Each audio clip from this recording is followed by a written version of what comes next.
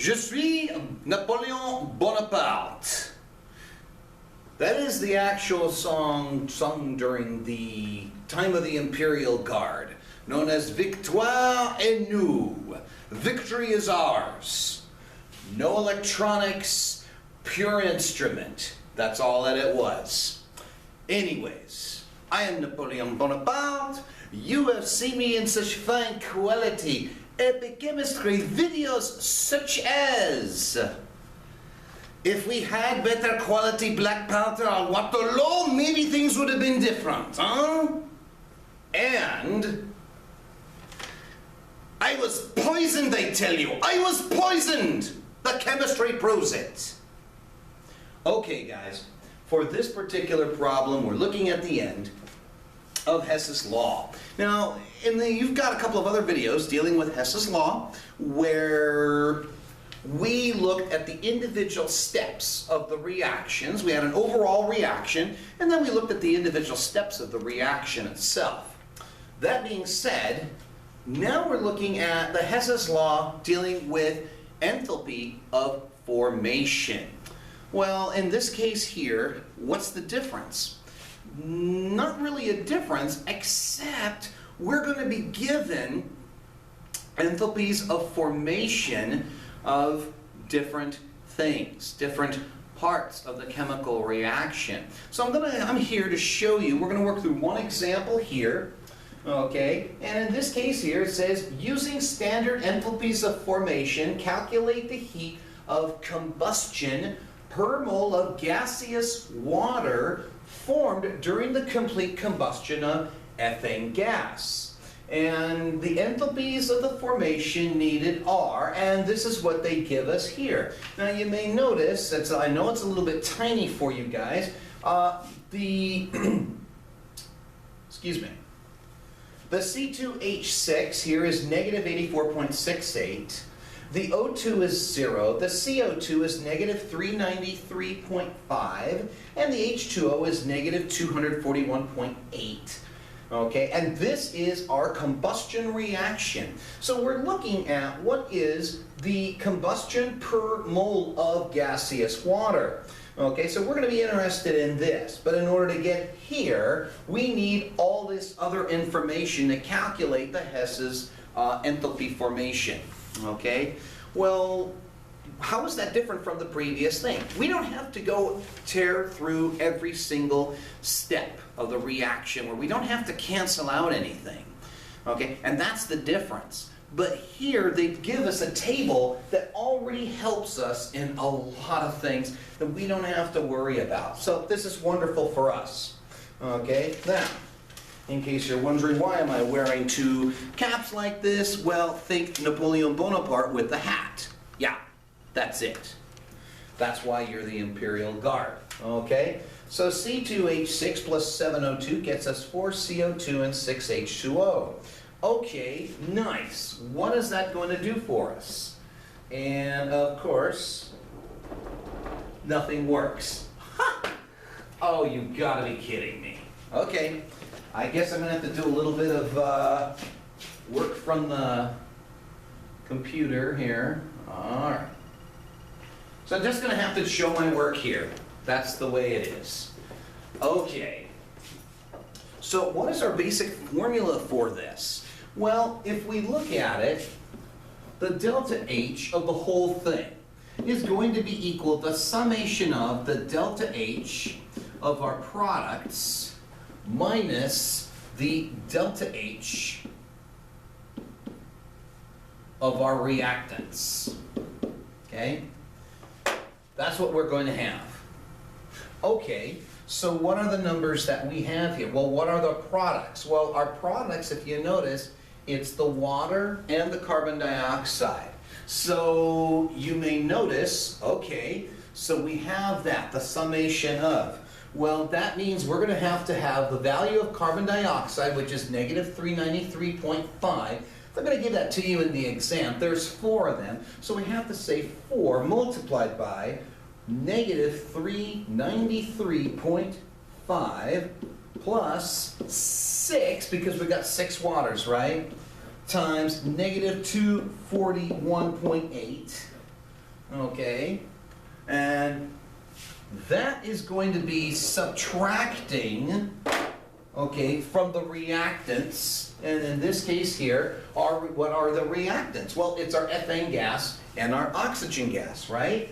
So let's look at the ethane. If you notice, the ethane here, it is negative 84.68. Now remember about delta H. What is that enthalpy? Think the total energy of the system. Well, what about these values here? Well, that is the enthalpy of formation. How much energy, how much total energy is being given off or being absorbed when basically one mole of C2H6 is formed, you see.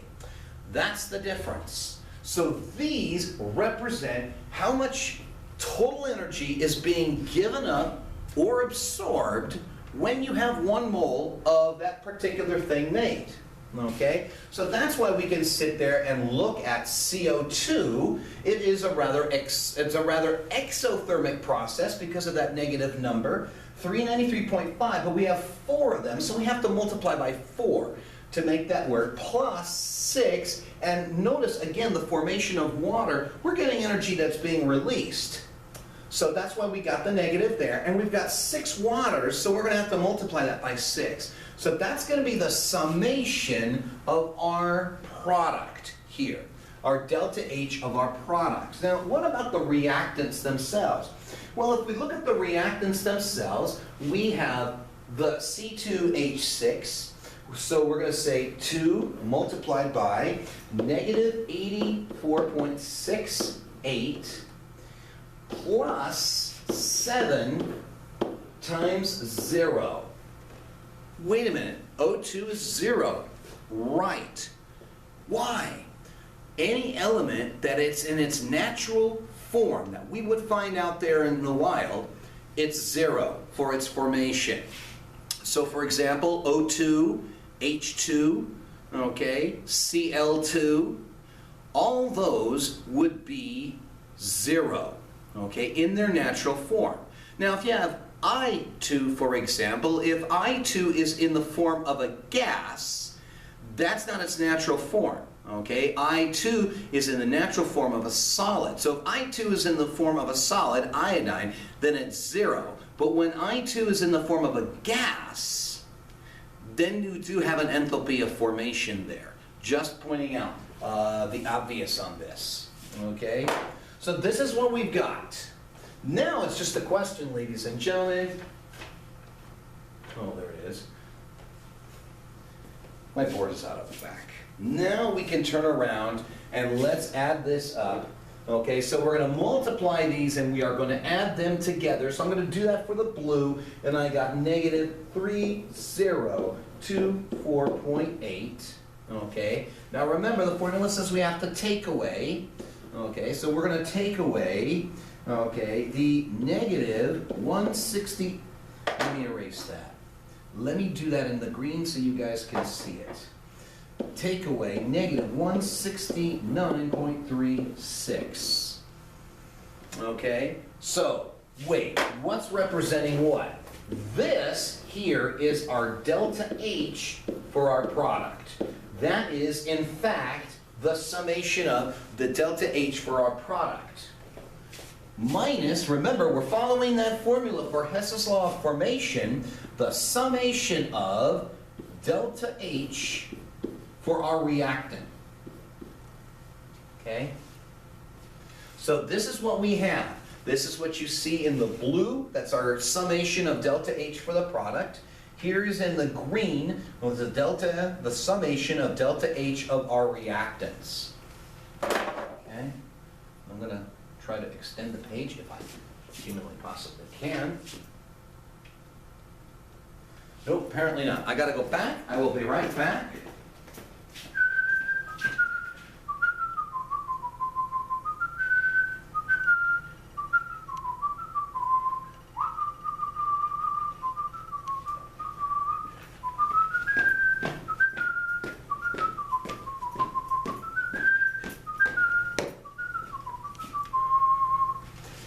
Now, there is another song of the Empire at the time which they still actually sing it today in the Foreign Legion. And I actually exposed that song, I exposed Madame to that song, and she might possibly use it for her French 3 classes.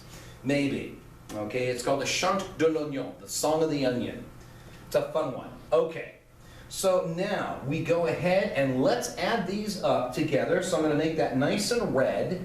Okay, and we end up getting our delta H is equal to negative 2855.44 kilojoules. Now notice we didn't say kilojoules per mole.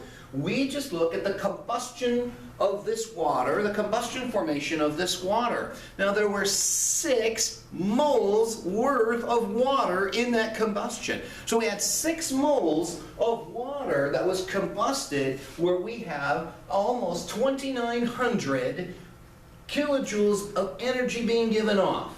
Okay? Right. Now, but is that the final answer? Well, if we go and look back at the original problem, it says here, okay, using the standard enthalpies of formation, calculate the heat of combustion per mole of gaseous water. Okay, what does that mean for us? Well, if we look at our reaction, our chemical equation, remember those coefficients, they also tell us the mole ratios. So right now we're dealing with 6 moles of water here. So that means we did all that calculation, we got to here, but that's great for 6 moles of water. Now we need to get it to 1 mole of water. We got one more step. One more time. And what is that going to look like, ladies and gentlemen? How are we going to figure this one out?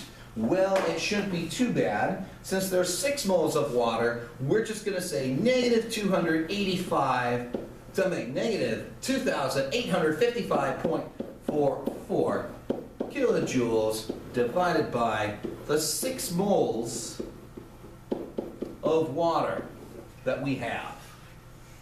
Okay? Woo! My, we're almost there. Our final answer, ladies and gentlemen, the final answer here, it is negative 475.91 kilojoules per mole of H2O. That's it. So that's it, ladies and gentlemen. This is solving the problem using Hess's heat of formation. Okay, we're still working with Hess's law, looking at if energy, the total energy of the system, is it being given up, is it being going out, or is it coming in? If the number is negative, that means it's going out. You could say, hey, that's an exothermic process. If the number is positive, then that means the heat energy, or the overall energy, is being absorbed. It's being taken in by whatever our system may possibly be. Hey, I'm hoping that this helped you guys out a little bit. And, well, I'm going to bid an au revoir, because we will meet again. Okay, whereas adieu means when you say goodbye to somebody, when you say adieu, that means to God, literally, and that means that that's a final goodbye. You're not going to be seeing them again in this lifetime. So there's 2 different ways of saying goodbye in the French language. But for now, this is Napoleon Bonaparte saying au revoir. I was poisoned! I was